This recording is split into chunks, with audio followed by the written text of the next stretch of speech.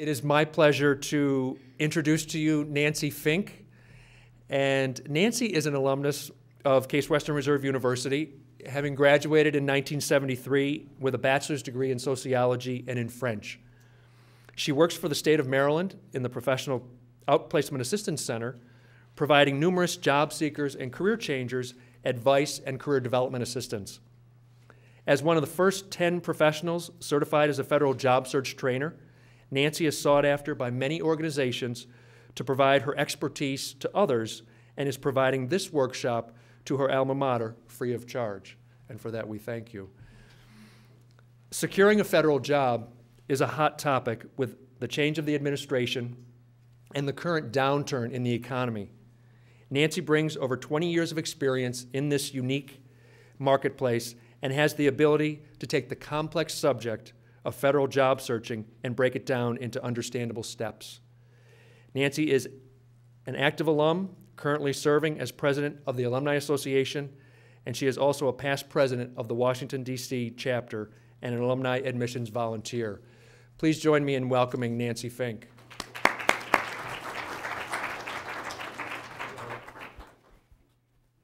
Well, welcome. How many of you are alums? Just by show of hands.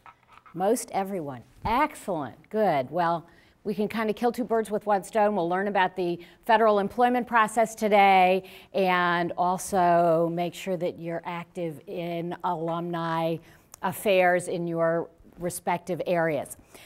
So what we have is about an hour, give or take, to do a session that I normally do in 5. So I'm from New York. I talk fast anyway. I'm just going to do it in warp speed. We'll see if we can kind of get it all in. What do you think? Are you game? Friday afternoon, nice weekend. You'd rather be outside? Actually, we're just going to kind of hit the high points. It's a pretty complex process. I will try to simplify it. As you have questions, feel free to ask. I will try not to speak in acronyms or govy speak. Because as you're probably aware, the federal government has a language all its own, requires a translator. So we'll try to kind of keep it simple so that we're all communicating at the same level. So how many of you have attempted to apply for a federal job? And you live to tell about it, right? Was it a frustrating experience? Very. Why was it frustrating? Because you don't get any feedback. Oh, absolutely. You sit there and you apply and you sit there 50 questions, every one of them had like an essay of 8,000 words more, and you don't get any feedback. Right. You get an email saying that you're overqualified or not qualified. Right. So you're not a veteran. Right. So somewhat frustrating. Okay. Anybody else have any feedback as to how you found it, ups, downs? Yeah. We're saying jobs. Yeah. It's a source of federal jobs. It is, absolutely. I have found that trying to apply, one needs a degree in either artificial intelligence or English as a second language. And a sense of humor, too. Absolutely, you're absolutely right. Any other feedback? Yes? My sister, she's currently working for the FBI, and she assisted me, and it was still very hard. And she was frustrated. You know, Because you didn't speak the same language and, right. I remember when she was going through the process, and she was frustrated. And now that she's in there, she's not. It is a frustrating process, and to that end, let me share with you some possible good news. And certainly you can track this on your own, and you should be very proud because your very own Senator George Voinovich is a co-sponsor of a bill, and it is called the Federal Hiring Process Improvement Act of 2009. What's not to like about that, right? You know, I've done a lot of research. It's Senate Bill 736, if you want to track the process. It was co-sponsored by Voinovich and Daniel Akaka of Hawaii.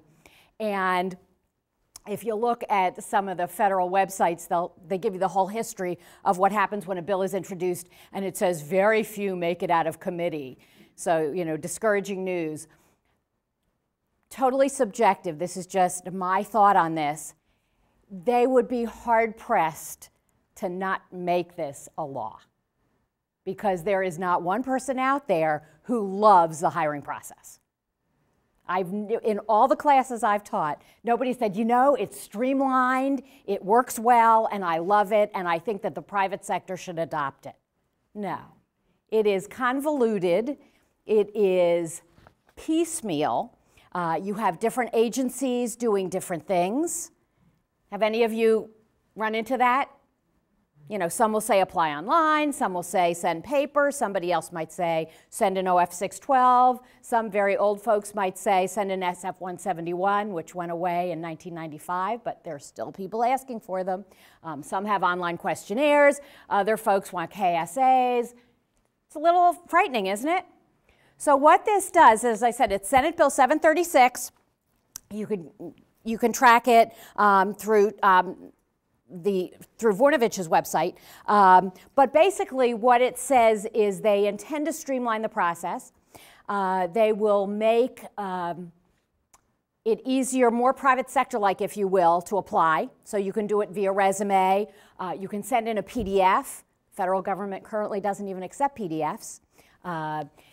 They will not ask for KSAs, and I'm starting to speak in acronyms, so what's a KSA? Anybody know? Some of you that have struggled through the process know. Knowledge, skills, and abilities, absolutely.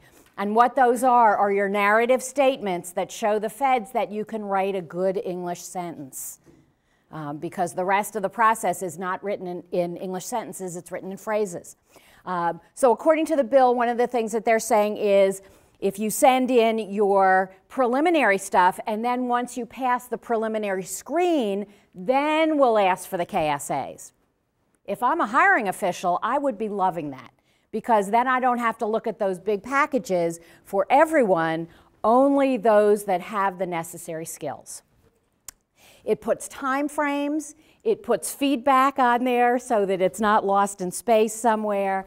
As I said, it's just preliminary. It was just introduced March 30th and had one committee hearing, so there are a lot more to go. But as I said, hide and watch, because I truly believe the process is going to get better. I've been teaching this curriculum for about 6 years, and believe it or not, it's better now than it used to be. So you can just imagine what it was like in 2002, 2003. It really has gotten better. So what I'd like to do is kind of take a journey through the website, and I'm going to look at two websites. I'm going to look both at the OPM website, and OPM is the Office of Personnel Management, which is kind of the mothership for all this.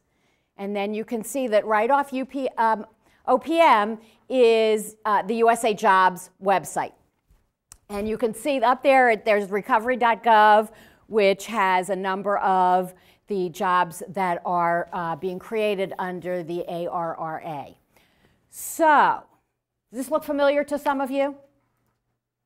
Okay, OPM, Office of Personnel Management, that's the best place to start. So from there, we'll go over to USA Jobs. How many of you have been on here? How many of you have a My USA Jobs account? Okay, I'm going to suggest that if you're serious about doing that, go in, it says My USA Jobs, you sign in, you create a profile, and what it does is it's basically a search agent, just as you probably would have with Monster, Career Builder, whatever. You put in your profile, and you can put in numerous profiles, and then it will search the database and send back to you anything that's a match. Anybody know who underwrites this website? It's a big surprise. I think I heard it. You're absolutely right. This is Monster underwrites this.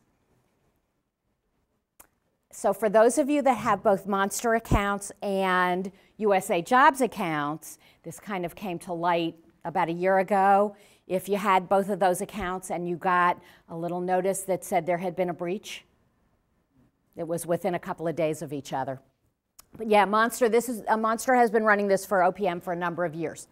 And I will tell you that I think that the USA Jobs website, at least the search agent piece of it, is more efficiently run than the Monster piece.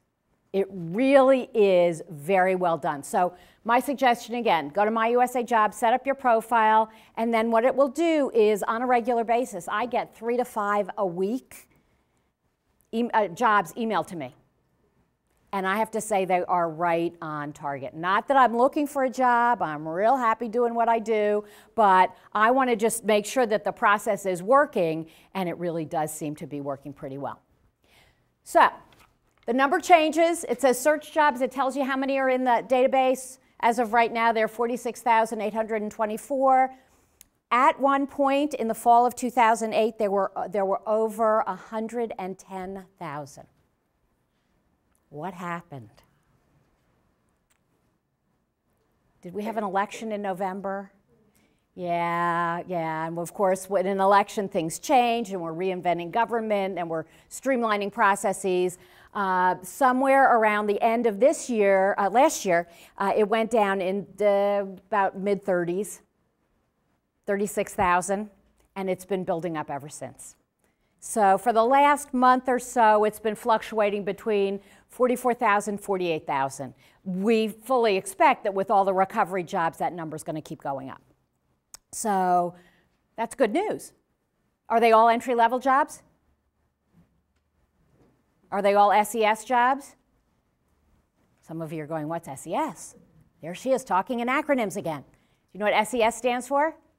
Senior Executive Service. Those are the super grades that kind of top out over the GS-15, which is the top of the line. So 46,824, all you need is one, right? Just need one, make that match, see if it happens. And you know, it really does. As Tom mentioned, I work with executives who are out of work.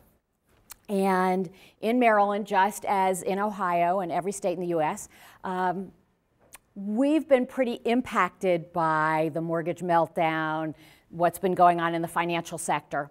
And I have had 2 customers, one from mortgage, one from insurance, get jobs with the feds.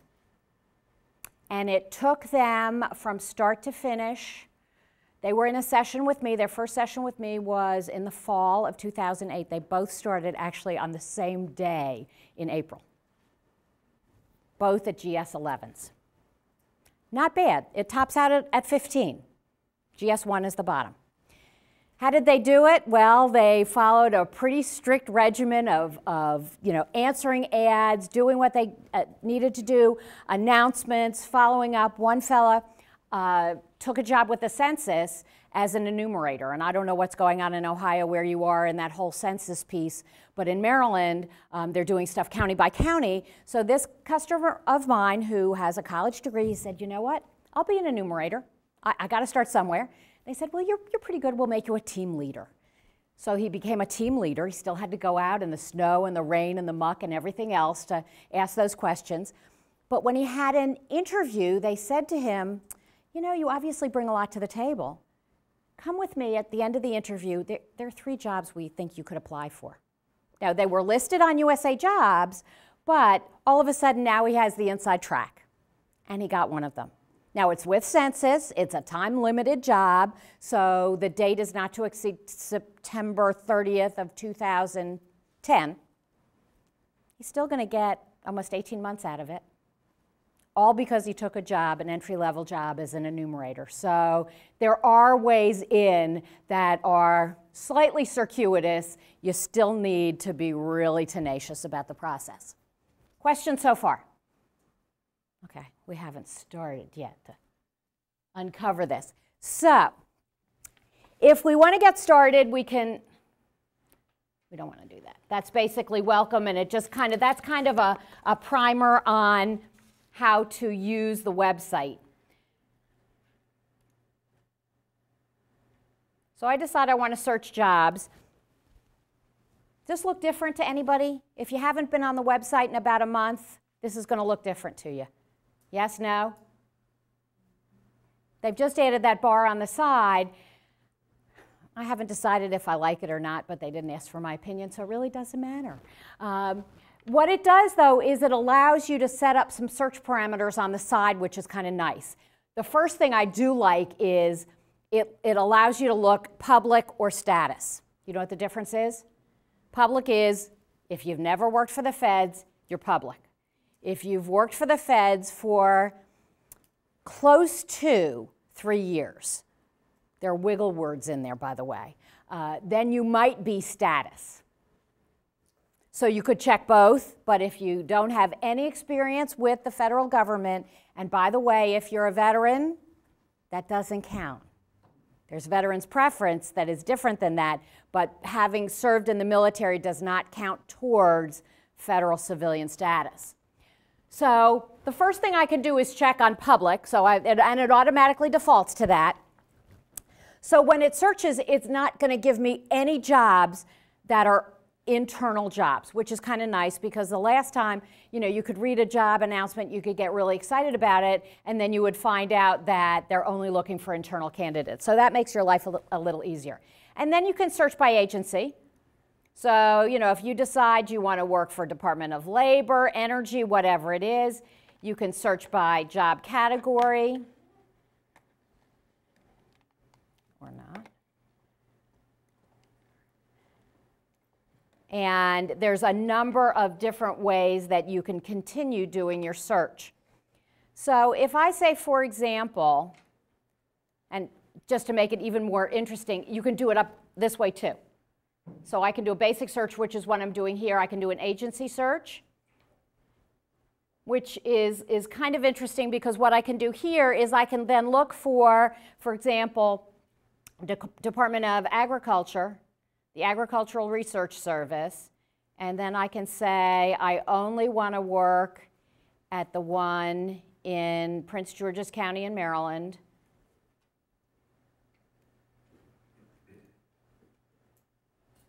And I'm going to come up with 7 jobs. Does that make sense? So that's the advanced search. If I want to do a series search, I can do that. I will suggest to you that I'm not a real fan of doing a series search. That's how the feds classify jobs, and to me it's just a series of numbers. So I think you're always better off doing a keyword search if you can, or being as broad brush as you possibly can, because otherwise a series search may just eliminate a whole lot of things that you might have found either doing keywords or agency. And then the advanced search, if you are so inclined, is where you can put basically all those factors in together. So if I wanted to do, for example, a keyword search, if I typed in workforce development in Beltsville, Prince George's County in Maryland, I would see whether or not there were any jobs there, and they would be with USDA at the Agricultural Research Service. So you can pretty much do that yourself. Kind of find out what works best for you. So have any of you tried that? Yeah, has it worked? Have you come up with some winning strategies? I get the emails through the job agents. Okay, and are they pretty on target? I just started a few days ago. Okay. No pager. Okay, all right, okay. And you can set up multiple agents? Okay. Absolutely, yeah. So if you, for example, are looking to stay in Ohio, or maybe you move to New York, or you have several different fields that you're in, you could set up an agent then based on all those search parameters. Anybody else that's had any experience with this, good or bad? Yeah? That's with it. Okay. Jobs seem to be on target. Okay. Okay. What do you do? Are you doing it via keyword, agency, or a little of both? I think it was, well, actually it was a little of both. Okay. A little of both. And I did it a few years ago. Okay. Still kicks. And you're going to try it again, huh? Maybe. Brave soul. Okay. All right. So,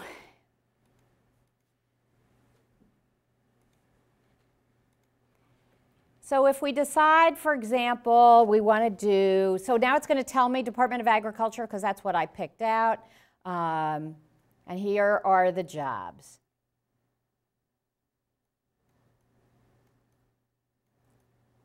And of course, all of them are going to be full-time. All of them are going to be public who may apply.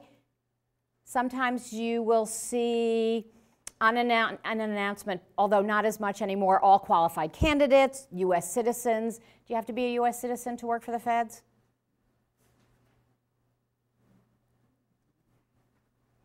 There's like this much of an exception, but for all intents and purposes, absolutely. So that's something that is pretty much not negotiable. So those are the jobs based on the parameters that I put in.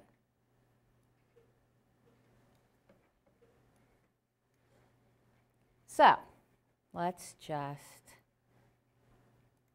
click on one and just see. Does this look familiar to some of you? This is basically what happens when you look at a job announcement. And you can see that the website likes tabs. You've got the overview, the duties, the qualifications and evaluations, benefits and other info, and how to apply. And a couple of strategies that I employ. First of all, the benefits and other info, ignore that. I mean, it's the same pretty much for all of them. If you want to work for the feds, the benefits are good, terrific, but don't waste your time reading that tab. What I do, the first thing I do is I go to how to apply, because I want to know how painful it's going to be. You know, do I have to do it online? Do I have to go to USA Jobs? Am I going to do the resume builder? Are they going to let me send in a paper resume? Which is what you hope, by the way. So let's see what happens. Well, look at this. You must begin the application process at USA Jobs. So they're telling me, no, I don't have a choice. I had a customer call me the other day, and he said, it says you must apply online. And he said, but someone told me that I should do a paper resume. I said, no, we told you if they offer you the choice, do a paper resume. But sometimes, just like this one, they're being incredibly prescriptive, and they're saying you must. No two ways about it. You have to go their route. So this one is you're going to go to USA Jobs, and then it tells you exactly what to do. Some of them, as I said, may well allow you to submit a paper resume. So this one is looking at a online submission. Then the next thing I look at is qualifications and evaluations. So now I know I have to do an online submission through USA Jobs. And by the way, is USA Jobs the only way to apply online? Anybody that's experienced some of the other? Yeah? Like through the Army? Or through Quick Hire? Or AView Central? They're all out there. One way, sometime in the future, hopefully, there will be one way. And they are moving towards that, but there are still parts of the federal government that have subscribed to other resume builders. Yes, sir? Can you search by, I assume it's GS level or salary range? You could. And kind of an ancillary question, they always give a range. I've never known anyone other than a school teacher whether it's the top of the range. Two good questions. Can you search by GS level? And you can. Do you all know what GS level is? Basically, that's how the government classifies work. It starts at 1, it goes up to 15. You can, but I will tell you that sometimes that's a limiting factor because, for example, a GS7 step 10 is higher than a GS9 step 1. So if you went in as a 9 step 1, you might end up losing money. To the second part of your question, you can negotiate steps. You cannot negotiate grades. So if they say it's a GS7, it's a GS7. But if you say, I bring with me 20 years of experience in the private sector doing this, I do not see myself coming in as the bottom. You may not come in as a 10, but you might come in as a 9 or an 8. And then all you need is 1 year time in grade, and then you can start navigating the process. And if they like you, they can shorten that process. So there really is more flexibility than anyone thinks there is. Questions? Yeah? You can go to the OPM website and you can get information on the salary schedules. They're downloadable. The 2009 is up, and then you can get locality pay because each area has, because the cost of living varies. For example, DC is a higher cost of living area than Cleveland. So even though it's the same schedule, there's a higher locality pay in the DC area. Does that make sense? The other thing I discovered today while I was playing around is I was looking for some information as to how to get a good definition on different GS levels. You know, how do I know whether I'm a 5 or a 7 or a 9 or a 13 or a 1? So I went to Google and I typed in GS9. Just see what happened. Well, the first thing that popped up was Wikipedia. Who knew? And I will tell you, even though Wikipedia, you know, you take it with a very large grain of salt, it was well written, it was clear, and I actually found it better than the OPM website. Who knew? Also, by the way, Wikipedia is really good for job descriptions. So if the federal government says, we're looking for a program manager, go into Wikipedia, see how they define a program manager. And you might get some good keywords. And you're going to hear me say over the next, however long we have together, keywords. If you remember nothing else from today's session, remember keywords. What do you think keywords are? What part of speech are they? Remember parts of speech? Huh? Well, I've heard nouns, adjectives, verbs, nouns. They're nouns. Nouns and noun phrases. Those are key words. Verbs are important. You want to start all your bulleted statements with verbs in the appropriate tense. That's my hot button when I read a resume. Bonnie's nodding, right? You know. You know, if you're not there anymore, you need to put an ED at the end. But what you want to do is after those power verbs is to have nouns and noun phrases that are appropriate, relevant, and contained in the job announcement. Now, some of you are saying, isn't that plagiarism? You know, we were taught in school you can't plagiarize. You get into a lot of trouble for doing that. Well, if they're using a software package like Resumix, which recognizes keywords, who puts the keywords in? They do. Where do they come from? From the announcement? And if you use those same keywords, is there a higher probability that there'll be a match?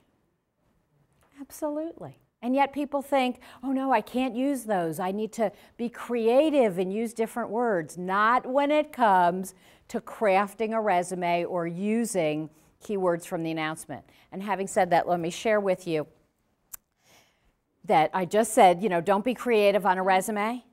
One of the core competencies that the feds are looking for, creativity. You figure it out. Okay, so let's just look at this. The salary's pretty nice, 102 to 133.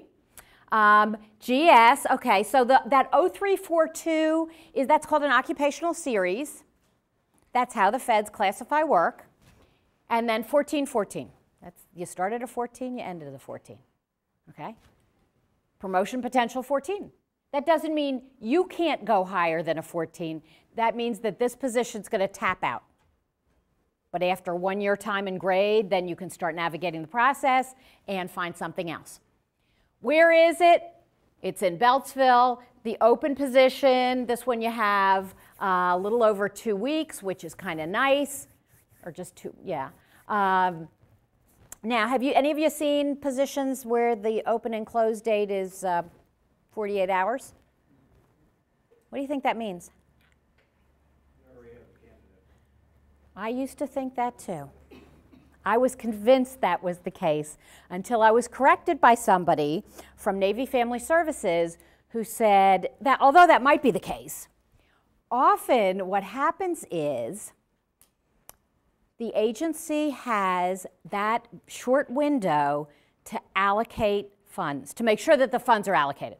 Well, the funds are allocated, and then you have to get people in the pipeline, and then if no one is in the pipeline, guess what? Yep. Oh, I'm sorry, you know, we advertised it and nobody applied, so I'm sorry, somebody else gets the money. And is it a game? Yeah, maybe.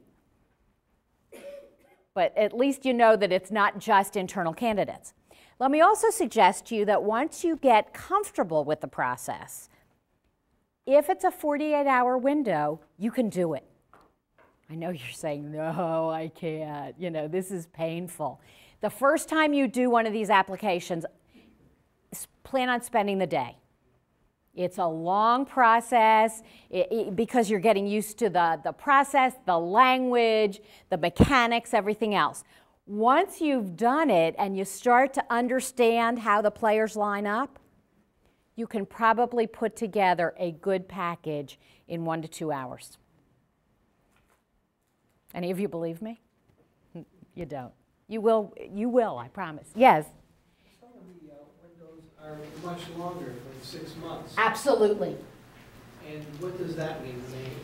So there could be a number of reasons. Sometimes it'll be open and continuous. You may see that verbiage on there.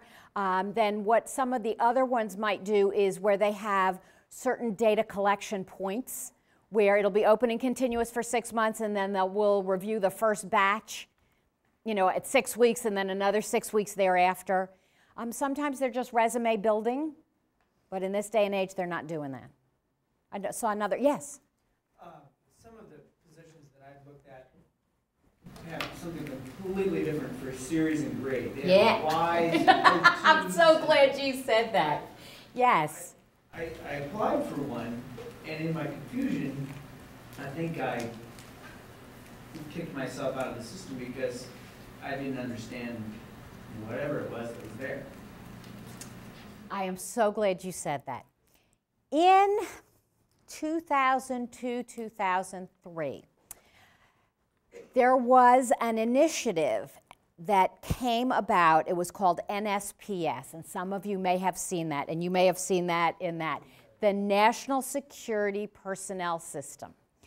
It was to debut in the Department of Homeland Security. So was it a Homeland Security job, do you remember? No. Department of Defense? Okay, okay. So it fell kind of under there. Terrific idea. The idea was that instead of having this 15 grade, tiered, very segmented, they would go to a pay banding system. More private sector-like, pay for performance. Terrific idea. Managers had a lot more latitude in hiring, promoting. Well, the federal labor unions got involved, and as is their right to do so, it has been held up in court since then. It's now 2009. It hasn't happened yet across the board. But some parts of Homeland Security, Department of Defense, Navy has been using it for years, parts of the Department of Navy, not all of it. So I'm glad you mentioned that because you may see something where it says Y, and then it may have a 2. And then you'll look and say, I don't want to be a GS2, I have a master's degree. And then you see that a GS2 is $75,000. So look less at the number and more at the salary. But it is very confusing because there are pay bands that are also kind of intermingling with this GS series. Are you totally confused? I have to share with you the first time I went to training, and it was, I think, a half-day training on this. I walked out and my head was spinning. The person who conducted the training is probably the nationally known authority on this process, and that is the person from whom I got my certification. And I just thought, I'll never know that much. And I don't even come close. But then after I took this whole 1-week certification, and I thought, okay, it's starting to make sense a little bit, you know. But I will suggest to you that the best way you can acclimate yourself to it is just use it and read about it. Because there is so much being written about federal hiring, about initiatives, those kinds of things. And the more you read about it, the more you're going to kind of get an intuitive sense of how the process works. Doesn't work well, but it does work. And good people get hired, which is really kind of cool. So that's basically who may consider it. It says it's being offered under 2 different things: a job summary, join the great team. They're doing a little bit of promotion. Not terribly complicated. Duties. Well, look at this. If I were writing a resume, I might suggest that these might be the beginnings of a whole lot of bulleted statements. As a matter of fact, what I might do is to copy and paste this whole announcement into a Word document, then open a blank document, and then you copy and paste this into your resume. You're going, wait, no, that's plagiarism. You're not going to use the whole thing, but you're going to use the same verbs that they use, and then you're going to quantify using numbers, dollars, and percentages to make it yours.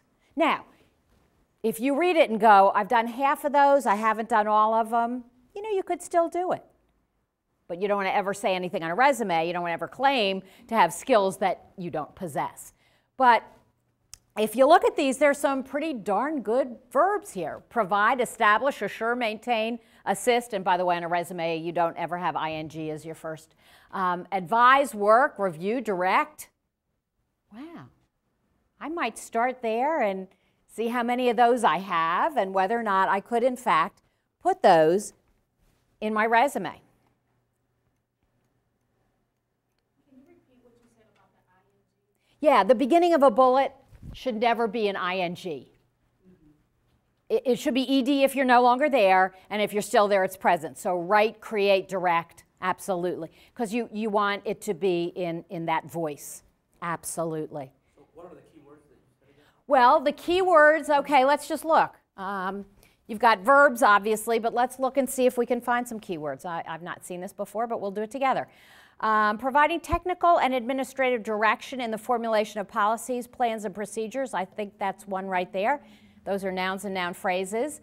Designed to meet both the current and long-range goals of the agency. Establishing internal procedures and controls. I'd say internal procedures and controls management analysis would be another one. Customer needs, compliance, effective and courteous communications. Do you see what it is? That's what they're going to search on. So it's not that hard to do. And you know, there's not a list of keywords. I've had customers say to me, well, where do I find that massive list of keywords? No, it's not that easy. You know, you've got to kind of go in there with a highlighter or whatever and say, okay, but if you copy and paste it out of one into the other, that ensures that you're picking up on their keywords. Did you have your hand up? They look applicable to almost any management job. And I can't see it well enough to know, but there may be some technical job-specific things, but it looks pretty generic. It is pretty generic. I haven't seen this before, but what I can see, you're absolutely right. And that leads to my question. I mean, if you have a skill set that is applicable to, you know, a wide range of agencies, I mean, let's say you're a project manager, or a, you know, a deal manager, or, you know, a contract negotiator, or something like that. I mean, virtually every agency needs somebody to do that. So, I mean, how would you fashion a search in order to find something? So you said, for example, a contract negotiator, okay. manager. Government calls that procurement. You know, again, the more comfortable you get with their language, the more you're going to say, okay, contract equals procure. and you start to get a sense of what it is that they call things, because you know they do have their own unique language, and it just the more you use it, the more you get comfortable with that. But you're right, this is pretty generic and at a very high level. What may sort some folks out is the qualifications required. So, and again, I haven't looked at this, so we're kind of exploring this together. Oh, you must have 1 year of specialized experience equal to the GS-13 level in the federal service. Well, how many of you have seen that before on an announcement or something like that? For a 9, you have to have a year. At a 7 and 11, you have to have a year. And you go, I've never worked for the feds. How do I know what that is? And I'm oversimplifying, but you can go to OPM and get the verbiage. If not, you can go to Wikipedia, because as I said, I think they do a better job. Basically, a GS 9, 10, 11, 12. 1 year of responsible and independent experience related to the job. That's if you're just applying based on experience. Okay? 1 year. Not, and which job does it say? The job. Could it be the job you had? Yeah. 13 or 14, highly responsible and independent experience related to the job to be filled. Most of you, I'm looking around this room, many of you have that experience.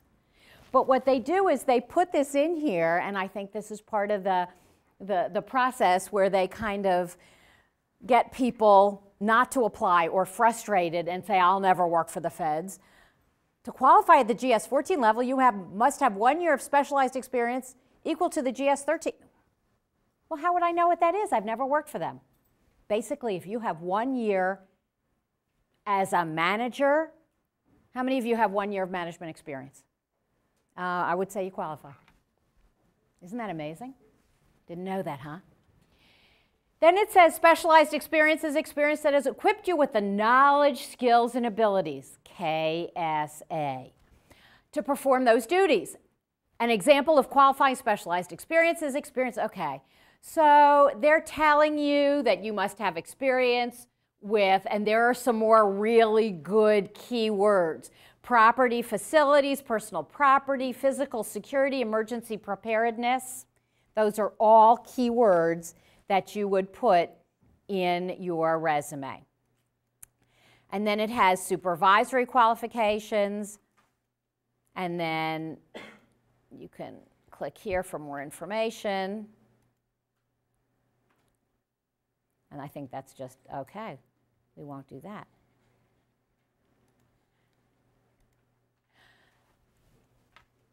Questions? Because we're flying through this. Yeah? Relates to the nouns and the noun phrases. You would advise us to do a My USA Job profile. Are there, because at that point you're going in blind, you don't have a job in mind. Right. So will they be asking for noun and noun? No, they'll really be asking for, and I haven't done mine in a while. Who said they have? You just set one up? Somebody in the back? They ask for job titles for which you're qualified. I'm pretty sure those of you that, job titles and skill sets, pretty much. Yeah, yeah. And it's kind of free-flowing. Okay. So the more broader based you can be, the better off you are. But understand that you can set up multiples. Multiple profiles. Yes, up to 10. Yes. That's on My USA Jobs. Yes, sir. I have a question relative to the qualifications. And I've seen things that say education levels, are the same as a GS-12. You know what I'm asking? Yes, yes. Does that basically mean that, if you have a bachelor's degree, it's the same as the GS-12 qualifications or your master's or so? Pretty much, and again, that information is on the OPM website, but it's, they also will say on there, you may substitute education for experience. The government is really good about that. So if, for example, you don't have a lot of experience, but you have a PhD or a JD or something like that, sometimes they'll let you do that. But what they will do, and in this one they did not, but on many others, they will say, if in fact you are substituting education for experience, you must give us, obviously, some kind of proof that you have that education. You just can't say, you know, I have a master's in whatever from Case Western Reserve University, and they're going to take your word for it. They're going to ask for either an unofficial transcript, or in some cases, and USDA is good about this, they will say you can put together an Excel spreadsheet that has the course that you took, you know, where you took it, when you took it, and the grade you received. So that they can then look at that and say, yes, that really is a good substitution for. Yes, sir? As you read through the qualifications and examples of qualifications, one of them was, I think you said, property management and so forth. And one of them was Homeland Security. Well, the only one that does Homeland Security here is the government. So how, you know, how do you meet that qualification unless you've been a cop or something?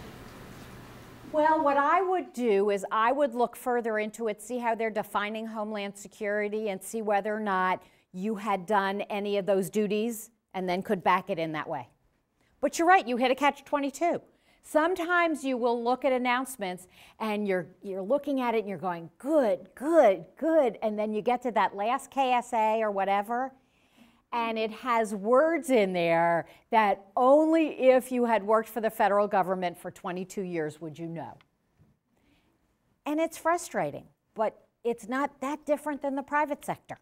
The private sector does that too. So good point. I saw another hand go up, I think. Yes, sir. Actually, two questions. If that occurred, what would your strategy be? And then the other question is, sometimes you can apply to different grade levels. Absolutely. So what would you do for that? Aim high, aim low. I'm going to answer the second one first. Our advice on that has changed. We used to say apply at the lowest. And then the feds could then elevate you. So if they said 9 or 11, we used to say apply as a 9. Now the feds are saying you may say 9 or 11, which is kind of nice. They are letting you put in for more than one grade, which shows that at least it's moving in the right direction. As far as the first question, what would the strategy be? You said, right, when you come across one of the, you know, you that it says, right. 4 or 5, you find, and the fifth one, you have no idea. If in fact it's a KSA, which we're going to look at in a few minutes, those are required, the required writing samples, and you have to answer them all. And if you 4 out of 5 look good, the fifth one you have no earthly clue. Don't go any further, just say, it could have been, but it's not, and I'm moving on. Because KSAs, if you don't have exactly what it is, they won't consider you. Now, on this one where we had all the job description, the creating, the writing, the developing, if you had 75% of those, I would tell you fine, those were not KSAs. But the KSAs, the specialized experience, whatever you want to call them, those are, you're going to see them, they're either numbered or bulleted, and in this one, it was probably on the questionnaire.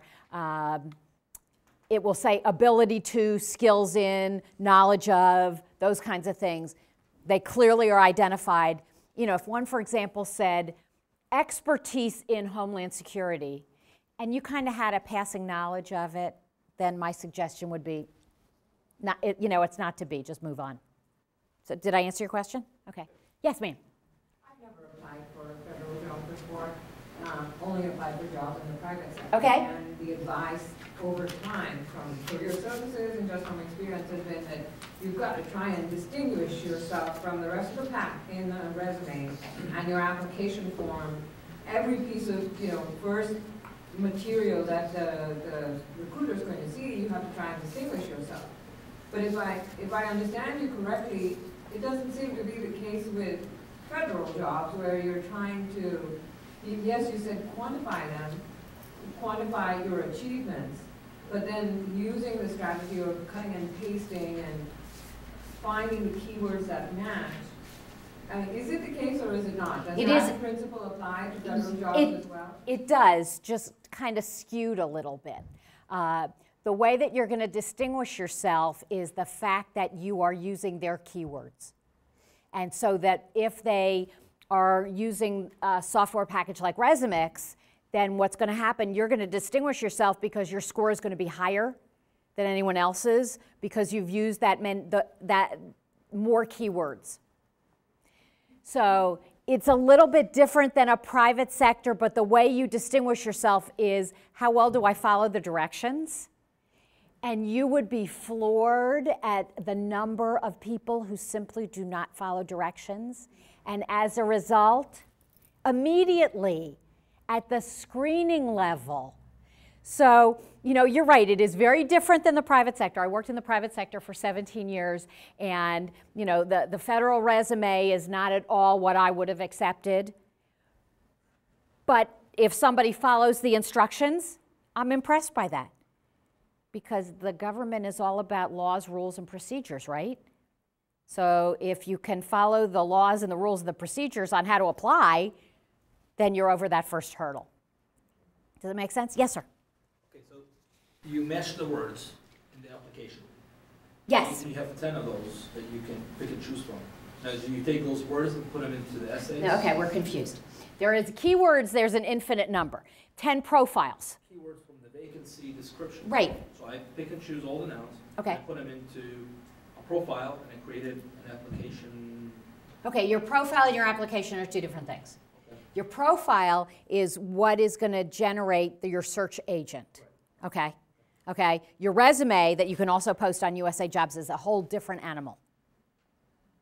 Okay, is that making sense? So, you're creating a resume from a certain questions by your work experience, and you're putting in. That's the one I'm talking about. Those are, you would do that with keywords, and those keywords are infinite. Okay. Does that make sense? Yes. Is that different for each and every job that you? Absolutely. Yeah. So bad news. You got to do a separate resume for every job for which you apply. And folks, that's no different in the private sector than in the public sector. You know, and here's the kicker. What you do is you save it as, you know, resume FDA, resume USDA, whatever. You know, people make that very important error is that nowadays job search, you have to customize everything. You know, everybody has to be so much more proactive. It's not about you, it's about them. And so consequently, you need to customize to meet their needs. Right, absolutely. And back to your question, that's what sets you apart, is because there are a whole lot of folks out there who say, well, I'm just going to send them the resume. You know, the boilerplate one that I did in 1975 or whatever, you know. And that doesn't cut it. What sets you apart is if you followed the instructions, if it's visually pleasing, if in fact it is a resume that is viewed on paper as opposed to USA Jobs. You had a follow-up question. My career services advisor at WSOM is probably going to turn in their grades, but I mean, some of the advice that we have been given, granted this was a while back, was that you tweak the cover letter, but don't need to tweak the resume now. Yeah, and I will tell you that as the job market has gotten increasingly competitive, they may never read the cover letter. They're going to read the resume first, and if you have the requisite skills, then they'll say, oh, now let's see if this person can write a good English sentence.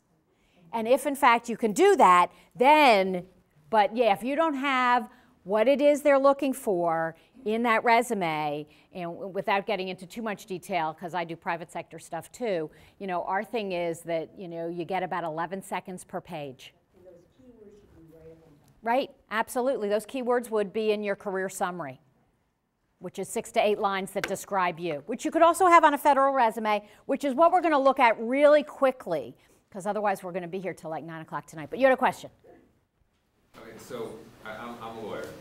I can describe every law job I've done exactly the same or differently. Right. So now what I'm going to do is I'm going to go and I'm going to apply for a job. I'm going to take their job description. I'm going to cut and paste and say, you know, you did whatever. one, so 2 questions are this. If I have it exactly really in their same form, and I've just sort of changed it into my name, so it's exactly, so their computer hits it, that's going to get me the first screen. Do they Possibly. not like that? Yeah. Do they like it? I mean, or is that, if it's too exact that I've like this? That's a wonderful thing. Okay. And do I then want to do that for every job? Do I score bonus points that at this job, it just happens to be that my skills are exactly what they're looking for, and I did exactly the same thing in the previous job. Do I get double? No. Okay. So as long as those keywords appear once in the resume. Yeah, I don't think you get extra credit for, yeah. Boy, that would be, then you could just like keep repeating them, regardless of whether. Yeah, I mean, why not play the game, right? So what I'd like to do real quickly is to take a look at the resume.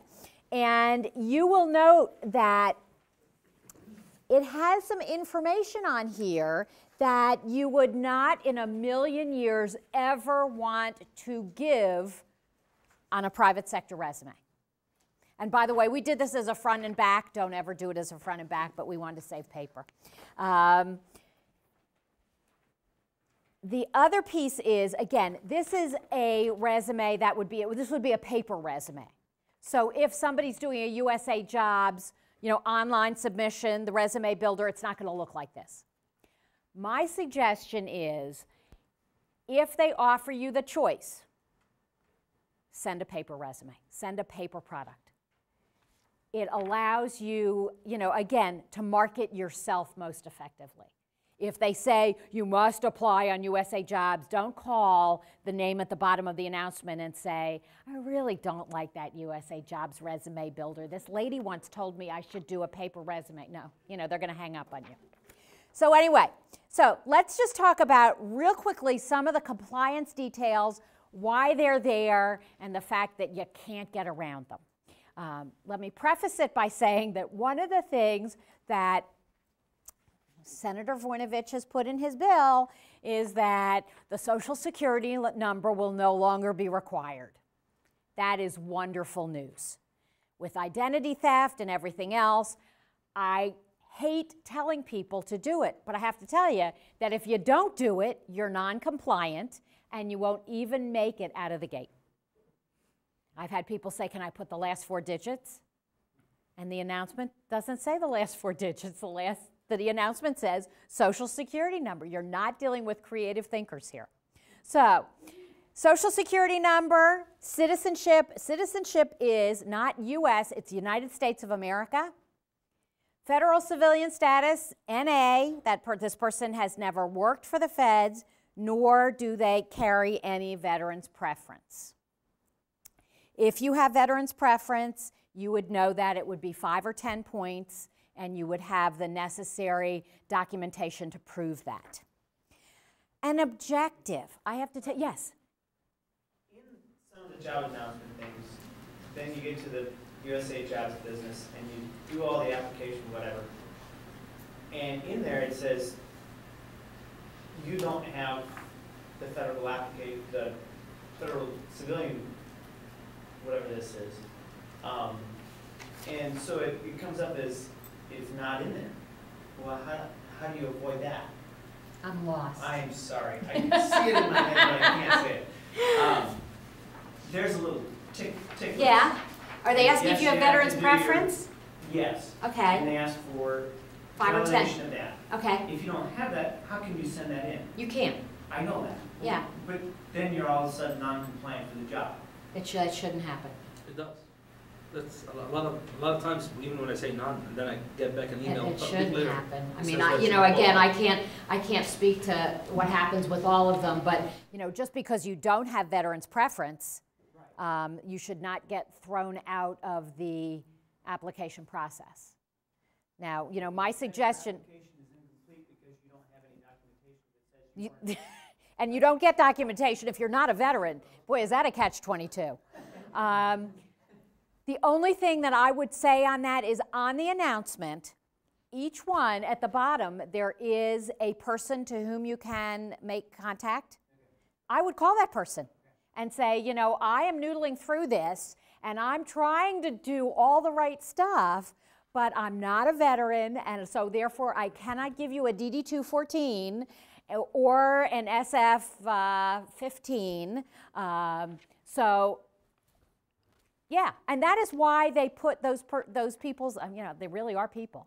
They don't make up those names and say, hey, Jim, today you're Dorothy Jones. No, they really are people. So yeah, I would make a phone call. Okay. So anyway, so objective. When I do private sector resumes, I tell people don't do an objective. I hate objectives. You know, kind of back to what we were saying before. An objective says in the private sector what you want.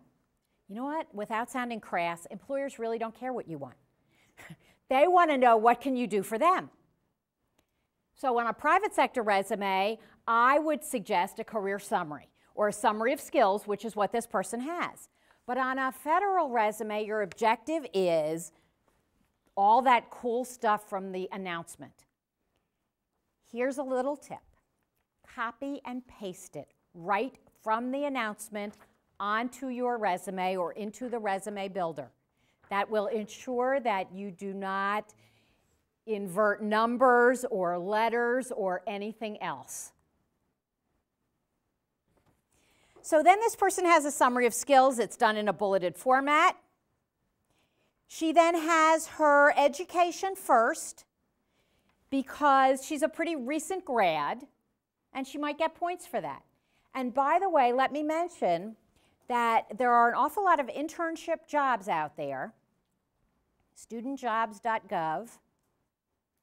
You don't have to be a recent grad to get them. So look at those. While I'm thinking of it, let me give you another website, which is excellent. It's ourpublicservice.org. And it talks, there's a lot of stuff on there for recent grads and encouraging those folks to work for the federal government. ourpublicservice.org. O-R-G. No, O-U-R, yes. And on that also, it has a separate website, but you can also go directly to, if you want to know what agencies are well thought of, it's always nice to know, best places to work, all strung together, .org.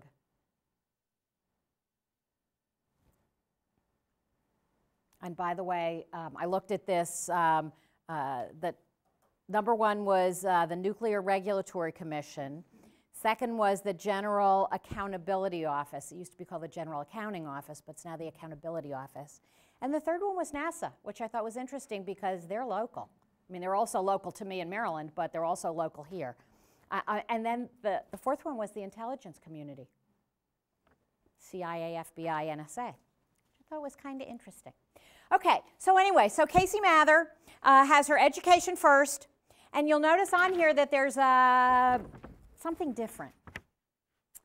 For those of you in the room that graduated from high school more than a few years ago, you probably don't want to put your high school date of graduation on there. And guess what? You have to. It's a compliance detail. They require it. So not just college, but the date you graduated from high school. Then honors and awards, and then experience. And as you look at the experience, you're looking and you're going, wait, there's way more information there than should be on a private sector resume.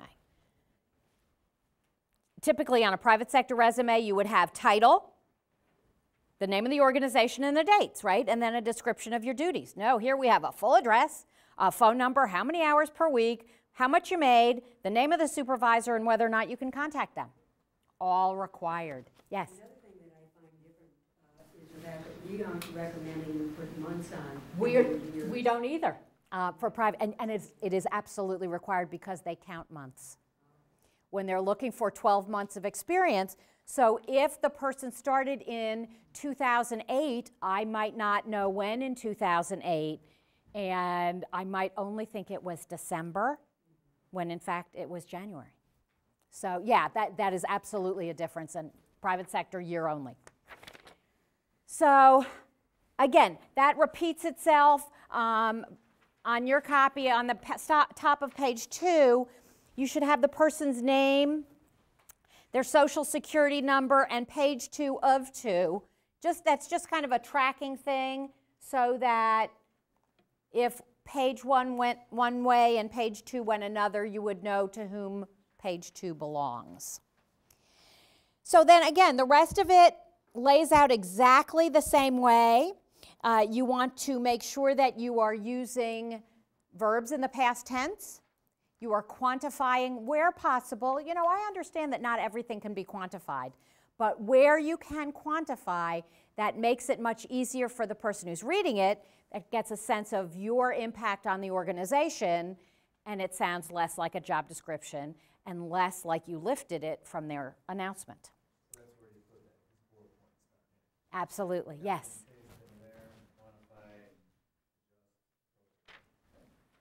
You should be doing this tonight, right? You totally have it, yes. Do they want your entire work history all the way back? Well, that's an interesting question. The feds will take up to a 6-page resume. Isn't that nice? It's kind of a double-edged sword. Sometimes it's hard to do a 2-page resume. Sometimes 6 pages is easier because you can kind of do that brain dump and just keep going back and back and back. You don't have to. If you only want to go back as far as you feel it's relevant, but here's the kicker. If I know that you graduated from Case Western Reserve University in 1973, I might have a question as to what you did in those intervening years. Absolutely. So you have 6 pages to do that. So 6 pages should be enough. Although I saw a resume, private sector resume, earlier this week that was 15 pages.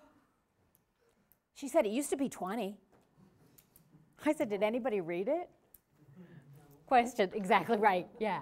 There was a job that I clicked on where I had to download 2 forms where I had to actually fill out an application which served as the resume, and there were only 2 spaces for job experience. Was it an OF 612?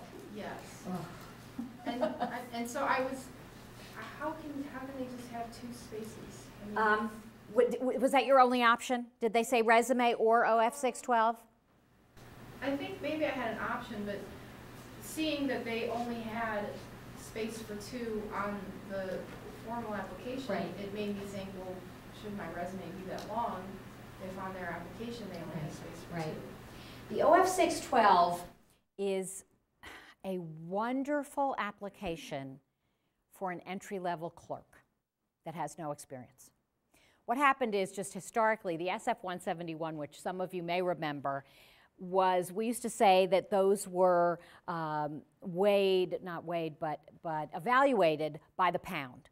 So the heavier your package, the more qualified you were. The SF-171, it was convoluted, it was terrible. So in 1995, they said, well, you know, let's do something different. Let's make it better.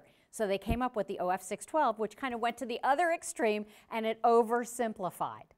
So typically, if they offer you the option of an OF-612, they typically will say resume or. So just going forward, now you know I could do a resume.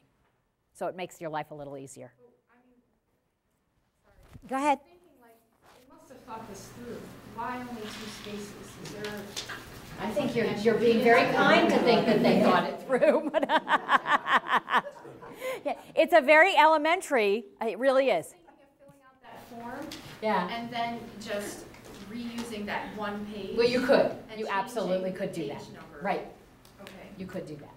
Yeah. Yes, sir. I think there is a provision where they allow you to use additional pages. I think there are. Yeah. But I will tell you, and just purely subjectively, if they say resume or OF-612, go for the resume, because you have control over this document. The OF-612, you're filling in the blanks. A resume, you can really format and make it a little bit more visually pleasing, as opposed to them reading a pretty standardized basic application. So anyway, that in a very quick nutshell is what a federal resume would look like. What I want to do quickly is to talk about KSAs, because that really is initially the most problematic. I will tell you that once you write one, You will be kicking yourself when you realize how easy they are to craft. When I went through my certification process, I had to write a federal resume, which was not so hard because I took a private sector resume and federalized it, which is not hard because you really are just adding in some of those compliance details. I also had to write a KSA. And I thought, how am I going to do this? And to this day, I can remember I was sitting in my office downstairs, looking at the computer screen, thinking that the words would just appear. Like if I sit here long enough and I will them to appear, they will show up and the KSA will write itself. And it didn't happen. So I looked at the KSA and then I looked at the formula that we were given that I'm going to give you. And if you follow the formula, it works amazingly well. And the formula is context, challenge, action, result, called CCAR. And you will even find this on the federal websites. When you go to if you are on USA Jobs, you click on how to write a KSA, it'll probably take you through the CCAR formula. Context, challenge, action, result. Okay, so what does all that mean? Context. In my position as challenge, I was tasked with, I was asked to. What were you asked to do? Action. What did you do? Result. What happened? If you use the writing prompt, it writes itself. When I do this class in Maryland, my 5-hour class, I have customers write a KSA and they write it in 15 minutes. Because if you sit there and you go, where was I? What did I have to do? What did I do? What happened? It is amazingly easy and it really does write itself. So, let's just take a look at this. Set up a little differently. You have Casey, you have her name, who she is submitting this to, and then the staff assistant position, which I copied and pasted from the announcement on, just to make sure again that I'm not inverting any numbers. Then what you do is you reiterate the KSA. Don't expect that they're going to know. You know, remember they always said restate the question? That's just what you're doing. Ability to communicate orally and in writing.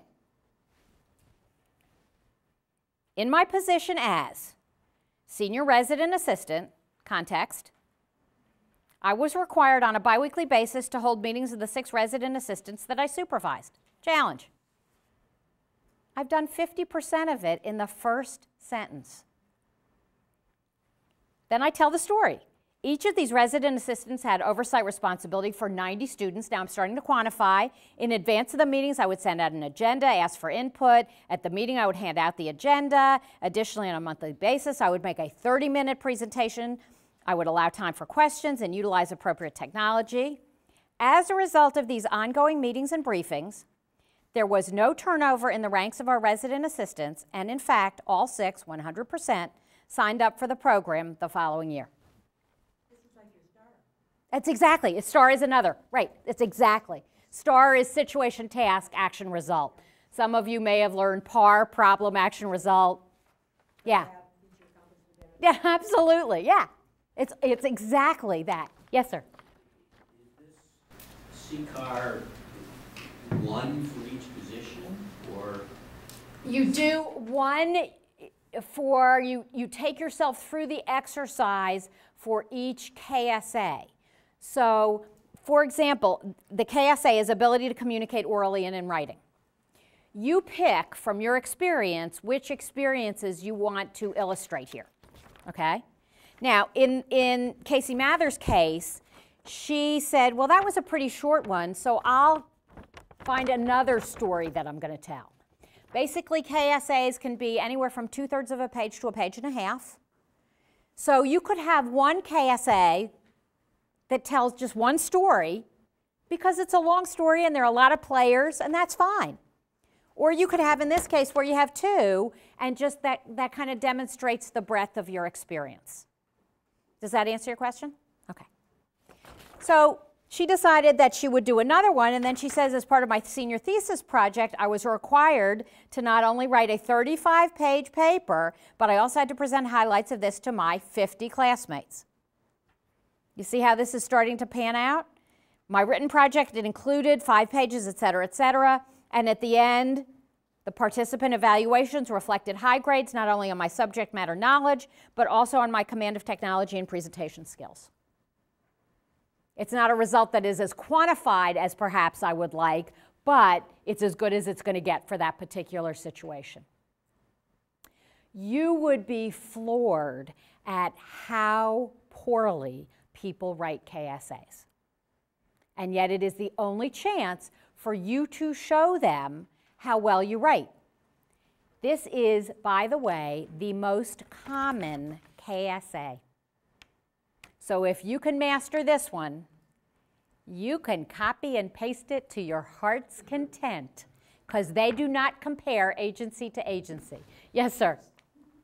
I have a question on doing it. I mean, when they're going through the application, do they actually say, you know that this is a KSA, as opposed to submitting a resume? I mean, do they go through and say, okay, here's the qualification of the skills you need, and then they give you the space to answer it? Some, it depends. Does it depend on the job? And for example, here's one that I downloaded earlier, and they ask for a resume, which of course that's a standalone document, and then it says additional requirements. And it says specialized experience is experience which has equipped you with the following knowledge, skills, and abilities. And then it lists 6 of them. Okay. So they usually will show up in a separate part of the announcement. But sometimes on the online questionnaires, which some of you may have been faced with, which could be 7, could be 117 questions, they vary. Some of them will say essay. Have any of you seen that? Yeah, that's a KSA. That's all it is. When you see that essay, it might say, demonstrate your knowledge of leadership training. There's your KSA right there. In my position as fill in the blank, I was required to. This is what I did. This is what the result was. There's your essay. Yes, sir? On that same subject, there was one job that I was applying to, and it had 37 questions, and you had to rate your knowledge on each, your skill level. On your mastery, if you had done it, and then in 10 question increments, they wanted a general summary. Mm-hmm. Now, on those 37 questions, if you don't have the experience on that, does that automatically disqualify you? If, let's say, out of 30 of 37, you have experience in, are you still in the running, or? I think it would probably depend on what the other candidates had. My gut feeling is that their ideal candidate obviously would have all the necessary qualifications. And should you have questions or comments, feel free. Just kind of reference the fact that, we met here and that I did this session, because otherwise I'll say, who are you and how did you get my address? Anything else? Yes? They will ask for them. You don't need to include them. What will happen is, once you get really far into the process, like you're one of the feds have what's called a rule of 3, which is that's the top 3 candidates that they interview. You're interviewed, and what they will then typically do, if you are a serious contender, give you what's called an OF 306. And on it, it has all the reference information. It gives them the ability to check references. And by the way, the feds are really hot on checking references. That is a huge initiative. And there is a mandate that the person who checks the reference is the person for whom you will be working, not a clerk. It's not a bad idea. The Merit Systems Protection Board, which is really the watchdog agency, Some of you remember the Civil Service Commission went away, and it was replaced by the Merit Systems Protection Board. It's mspb.gov. Basically just did a study on reference checking. So they are looking at that very seriously. Probably the same with salary and employment verification too, right? Yeah. A little different, but. Yeah, plus they kind of know where to find you because it is the government, and they have all those files and all those tax records and yeah. Yes, sir. Let's say you do get an interview. Are there any specific interview tips that would be different for a government job than a private sector job? The only thing I would say, we call them top of the head interviews because the person who's interviewing you is writing the whole time, so all you see is the top of their head. So you're not going to see, there's not going to be as much eye contact, but as far as preparing, that really is very similar to the private sector. What I will suggest to you, and this is the advice I give private sector customers, is 3 words: script, practice, and rehearse.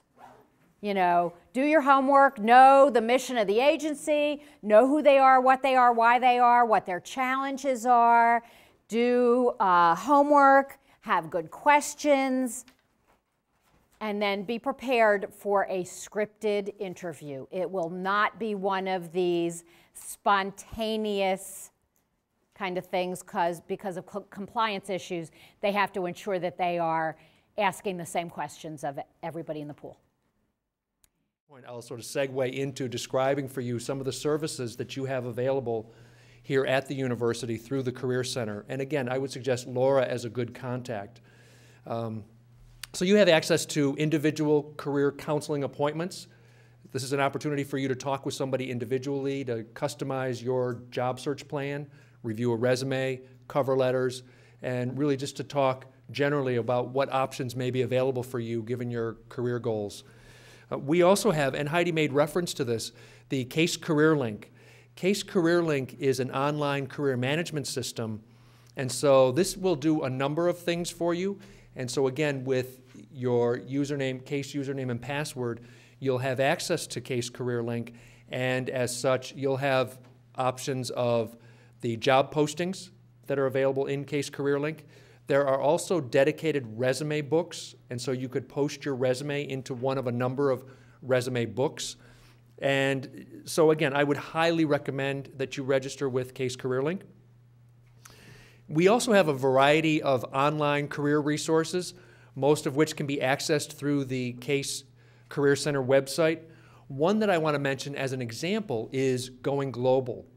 Going Global has various features that include sort of job search techniques, networking strategies, in addition to actual job leads. I don't know, how many of you are focusing your job search on Cleveland, Northeast Ohio? Okay. How about others? Are there others of you with a target outside of Cleveland and Northeast Ohio? Everywhere. Okay. So for those of you with targets outside of Cleveland, Going Global has what they refer to as city guides. And there are 35 city guides. And so what they do within each guide is to give you resources specific to that city. And so they really help you to understand, if you will, the culture of a job search in that particular city. So again, Going Global is just one example of an online resource that we have available. And we also have the Alumni Career Network. The Alumni Career Network is something that you can access, and I would suggest that you access this through Laura, through an appointment with Laura. And when I talk about appointments, they can be in person, they can be over the telephone, and we can correspond via email as well. Sometimes that's more convenient for people, but whatever is most convenient to you, most comfortable for you, we can work with you in any number of different ways. So with the Alumni Career Network, this is a network of alumni volunteers who are willing to talk with students and other alums about particular career fields. For some of you who have interests geographically outside of this area, the Alumni Career Network may be one strategy for accessing a particular geographic location and using some of your alumni colleagues in an effort to do that. And the last sort of service that I want to mention is that we're hosting the University Career Fair on Thursday, October 1st. Hopefully, this is maybe something that you won't need, but in the event that you want to continue networking, continue meeting with prospective employers, this would be an ideal opportunity to do that. That's going to be hosted here on campus. And again, it's on Thursday, October 1st. And so there'll be more information coming out. And as we get closer, there will be specific lists of those employers coming and what opportunities they have available.